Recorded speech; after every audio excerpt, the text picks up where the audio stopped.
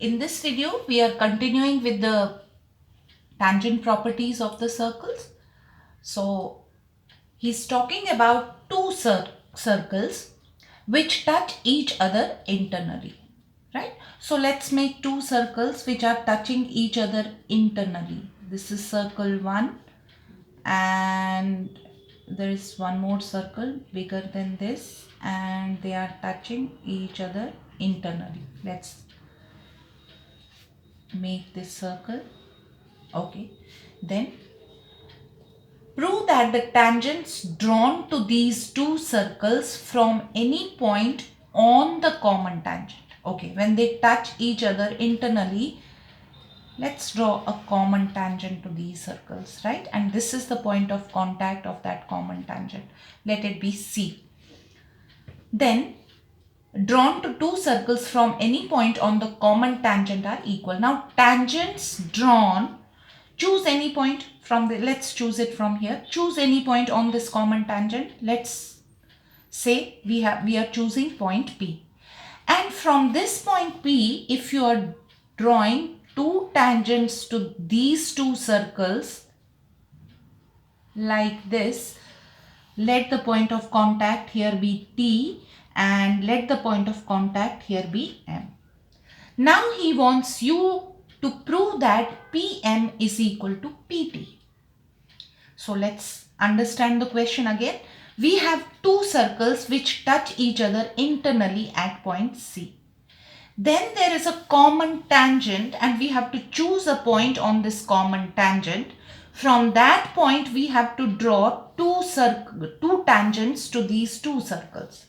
And we have to prove that the lengths of those two tangents are equal, are same. So let's write what we have to prove. We have to prove that PM equal to PT. Right? This is something that we have to prove. Now, how do we prove that? Now, let's consider the smaller circle, right? In this smaller circle, P is the external point and there are two tangents to this external circle, PM and PC.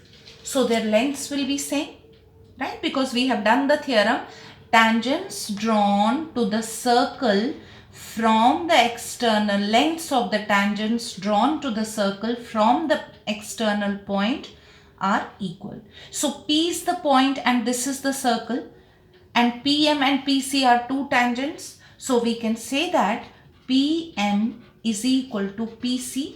Reason, lengths of the tangents drawn from external point are equal. This is our theorem, right? So let's name this equation as equation number 1. Now let's consider the bigger circle. In the bigger circle, if you consider P as an external point, the two tangents are PC and PT. So they are equal. So we can write PT equal to PC, second equation, and reason same, lengths of the tangents drawn from external point to the circle are same. Now if you compare first and 2, PC is equal to PM, PC is also equal to PT. Does that mean PM equal to PT? That's what we have to prove. So you will write comparing first and second,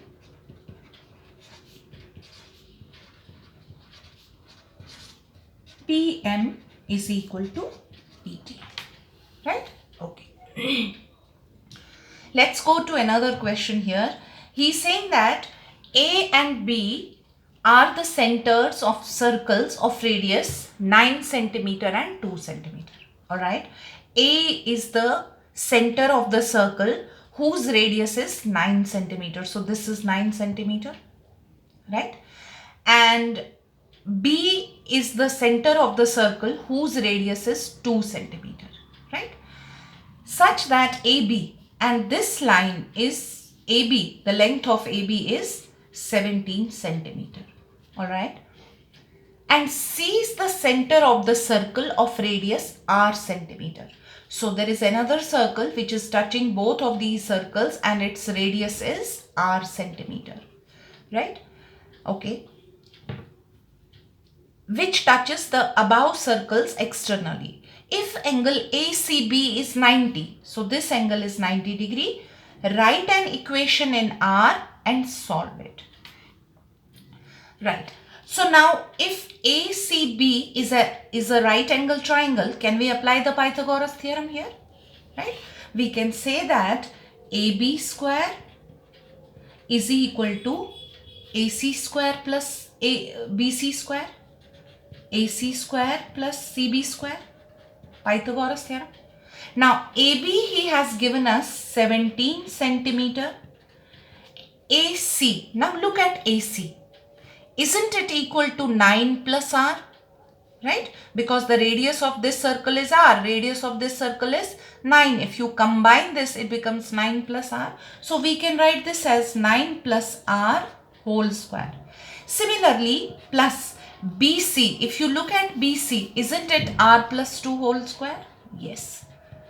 Right? Now he wants us to write an equation in r and then solve it to get the value of r. That means to find the radius of this circle whose center is C.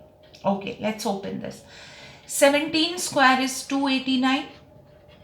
If we open this, this becomes a plus b whole square. So a square, that is 81, plus b square becomes r square, plus 2ab, 9 2s are 18r. Then plus this a plus b whole square, this becomes r square, plus 4 plus 4r. Right? So now this becomes 289 is equal to 81 plus 4 is 85. So this is done. R square plus r square is 2r square. And 18r plus 4r is 22r. Right?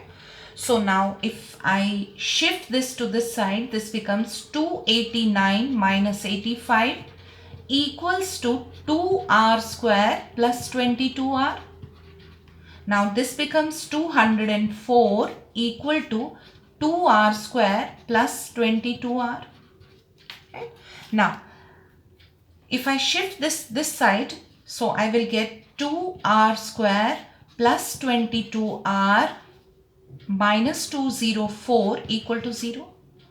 Now I can take 2 common here, so that will give me r square plus 11r minus 102 equal to 0. Now he had asked me to calculate, to write an equation in r. This is the equation in r. Now he wants me to solve it. Now I know how to solve this equation. So I will split the middle term and get the values of r. So how do I split the middle term now? I'll get the factors of this 102, which I add or subtract, I should get 11. Okay, let me find the factors of 102. So 2 5s are 10, 2 1s are 51 and 2. Can I do anything? No. So 3 1s are 3 7s are. Now I have got 17. 3 2s are 6. 17 and 6, can I do anything to get 11? Yes, 17 minus 6 is 11. I got the two factors of 102, which I subtract, I will get 11. So let me write this equation now as r square. 17 should be plus because 11 is plus.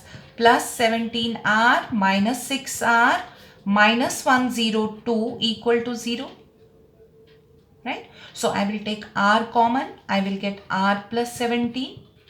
I'll take minus 6 common, I'll get r plus 17 equal to 0.